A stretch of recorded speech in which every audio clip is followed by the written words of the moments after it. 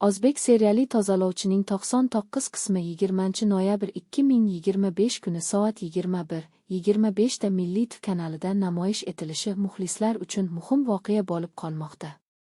Hikoya tobora keskinlashib borar ekan, ijodkorlar insonning ichki chidamliligi va yashirin kuchini tasvirlashda yana bir bor o'z mahoratini namoyon etmoqda.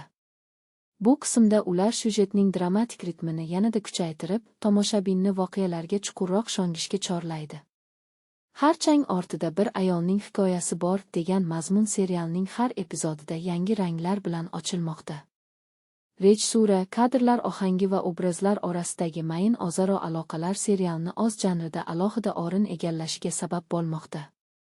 Menga ayniqsa yoqadigan jihat ortiqcha pafosiz, sokin, ammo mazmunli dramatik qurilish bo'lib, u tomoshabinni chalgitmaydi, aksincha, qahramonlarning ichki olamiga yanada yaqinlashtiradi.